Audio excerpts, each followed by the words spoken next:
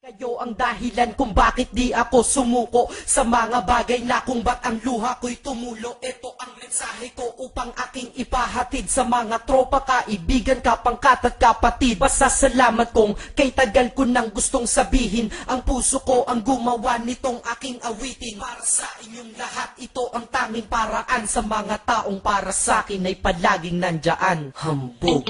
Kayo ang dahilan kung bakit di ako sumuko sa mga bagay na kung ba't ang luha ko'y tumulo. Ito ang mensahe ko upang aking ipahatid sa mga tropa, kaibigan, kapangkat at kapatid. Pasasalamat kong kay tagal ko nang gustong sabihin. Ang puso ko ang gumawa nitong aking awitin. Para sa inyong lahat, ito ang tanging paraan. Sa mga taong para sa akin ay palaging nandyan. Upang ako'y mabigyan ng kalakasan ng loob at manatili na nakatayo at di patataob na kahit na anumang pagsubok na nagdadatingan. Di ako takot pagkat alam kong may malalapitan. Pag ako ay mayroong problema na dinadala, akala ko ako'y nag-iisa, ngunit hindi pala. Alam nyo ba kung bakit?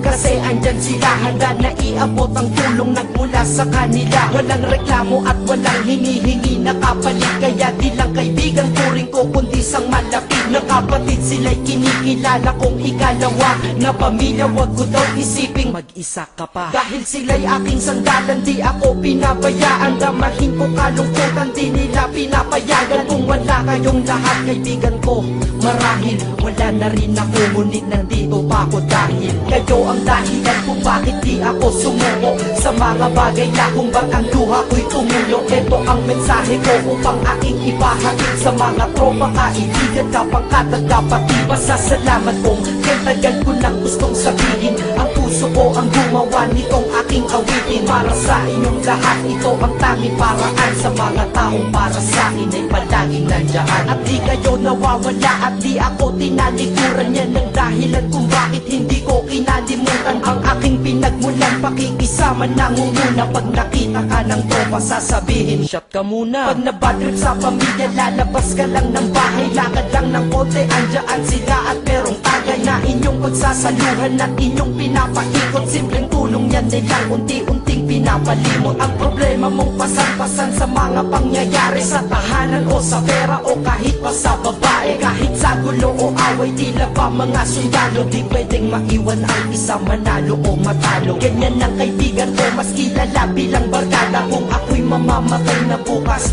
ako'y handa na. At kung may ikalawang mundo o buhay para sa'kin, sana magiging tropa ko kayo pa rin. Kayo ang dahilan kung bakit di ako sumuko sa mga bagay na kung ba't ang luha ko'y tumulo. Ito ang mensahe ko upang aking ipahatid sa mga tropa, kaibigan, kapangkat at kapatid. Pasasalamat kong kay tagal ko nang gustong sabihin. Ang puso ko ang gumawa nitong aking awitin. Para sa inyong lahat, ito ang tanging paraan. Sa mga taong para sa akin ay palaging nandyan. Kaya ako'y kontento na dahil kayo'y naging parte ng buhay ko. Sa kabutihan nyo, paano ko gagante? Magtatawagan ng mga tropa, kita-kita lang sa kanto. Pagkatapos didiskarte ng pichelyosi at baso. Papaikot ang sombrero para mag-ambagan tropa. Kahit 20 pwede na, basta lamang makatoma.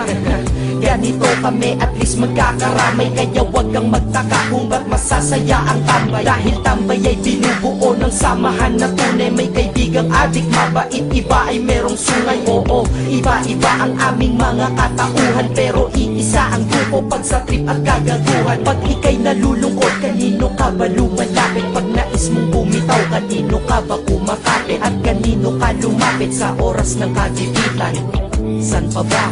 Diba sa kaibigan? Kayo ang dahilan kung bakit di ako sumuko sa mga bagay na kung ba't ang luha ko'y tumulo. Ito ang mensahe ko upang aking ipahatid sa mga tropa, kaibigan, kapangkat at kapatid. Pasasalamat kong kay tagal ko nang gustong sabihin. Ang puso ko ang gumawa nitong aking awitin. Para sa inyong lahat, ito ang tanging paraan. Sa mga taong para sa akin ay palaging nandyan.